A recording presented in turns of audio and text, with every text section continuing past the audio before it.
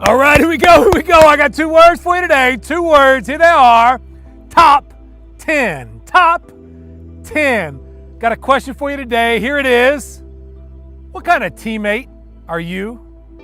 I mean, honestly, when you think back and you peel back all of the talent, you peel back all of the flash, and you get down to the foundation of who you are, of why you do what you do, the things that make a great teammate great. When you think of those things, what kind of teammate are you? And the bottom line is you are either a great teammate or you aren't. There is no in between when it comes to what makes a great teammate. Because to be a great teammate is to be the kind of teammate that places the we before the me. And there's really no middle ground with this. This is one of those, I'm all in on serving my teammates. I'm all in on going and placing my team's goals before my goals, or I'm not. And if you want to be a great teammate, the kind of teammate that you want to have, then it boils down to living, practicing, playing with the we before me mindset. So I asked my friend John Gordon, how do you be a great teammate? And he introduced me to the top 10 of a great teammate, that you can take one of these, any of these, or all of these and put them into practice today, and it'll help you put the we before the me. It will help you be the teammate that you want. Number 1 is this: work hard when it's hard to work. That it's not just that you will give great effort to the easy things, it's that you will work hard at the things you are not naturally good at the things that you're going to make small progress at, the things that are uncomfortable and don't come naturally. You see, that shows your commitment to one another when your teammates know that you will do the hard work, the work that you're not great at, that you're not going to get praised for, and you will work just as hard at that as you will at the things that you're the best at. That shows your commitment as a great teammate. Number 2 is this: effort.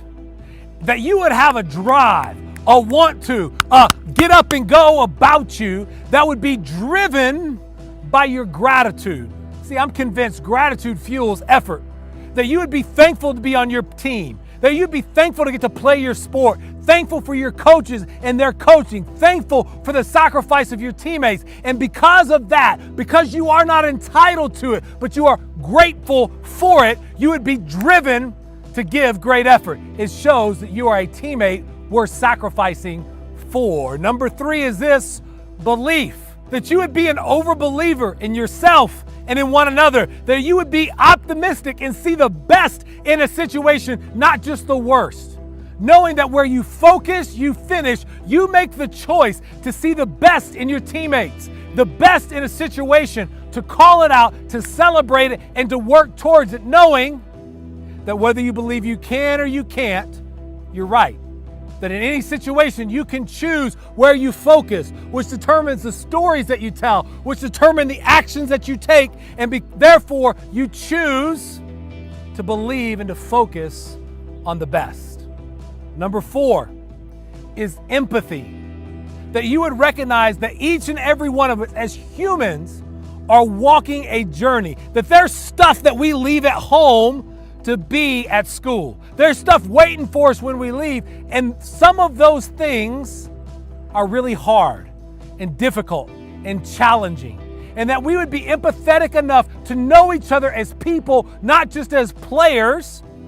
And when we see one another hurting, that we would care enough about each other to lend a shoulder to cry on, an ear to listen, to say that I am with you and for you no matter what. Number 5 is to be a friend, not just a fan. That to be a friend as a teammate is to say that I'm with you whether you're at your best or at your worst. This is that commitment, that tough love we talk about, that it's tough to love somebody when they're at their worst. When you're a friend, not just a fan, that's exactly what you do. Friends are there through thick and thin. Fans only praise you when you do well, and they critique you when you don't. So you want to be a great teammate, you've got to be a friend. Number 6 is open-handedness. that you would be open-handed with your playing time. You would be open-handed with your statistics. You would be open-handed with your goals and say that I want to place the team's goals above my own. And so that means, Coach, if you need to take away some of my playing time and give it to somebody else, I'm going to have that mudita, that joy for someone else's success as if it were my own, because I just want the team to do well. And if it means that you take the ball and put it in my hands, then I'm going to be ready to take that shot because I have prepared and done the work to be ready for my team. That open-handedness shows that you are the ultimate team player. Number 7 is responsibility. That you would take responsibility for your own actions and you would take responsibility for your teammates. To take responsibility for my actions is to say, when I make a mistake, I'm going to own that mistake. I'm not going to be the, yeah, I got it guy. I'm not going to be the one that says, no, it's no big deal, it's no big deal. But instead, I'm going to own the mistake. Because whoever owns the mistake owns the power to change it.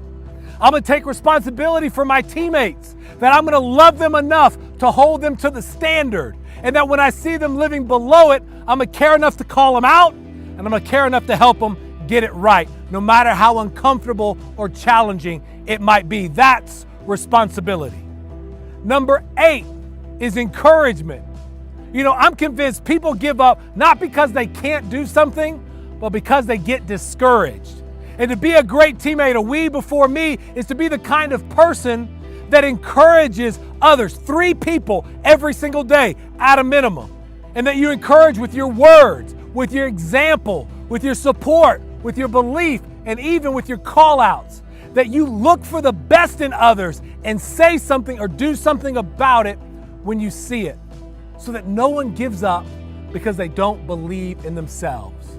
You encourage them whenever they need it. Number 9 is this, that you're a motivator, and that you motivate not just with your words, but with your competition.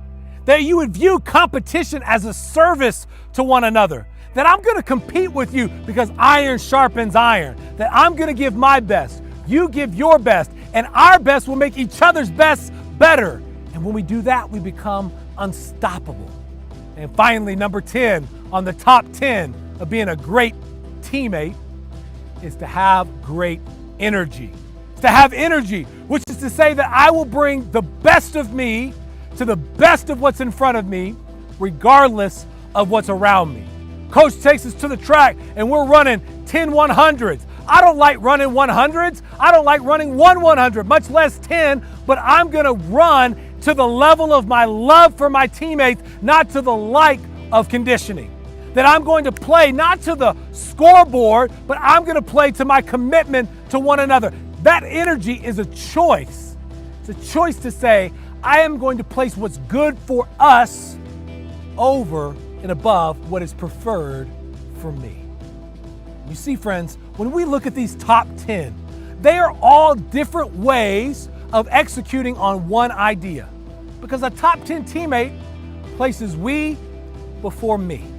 And friends, once you get this in the game of sports, you begin to see how you can apply it in the game of life, and the truth, the upside down truth that you never lose helping other people win becomes evident when you live the top 10 and place we before me. So listen to me. I don't know what your goals and dreams are, big or small, short term or long, but I do know this, that if you want to find success in the game of sports, in the game of life, well, it's not complicated. It's as simple as 2 words. You got to practice the top 10. Let's have a good one today.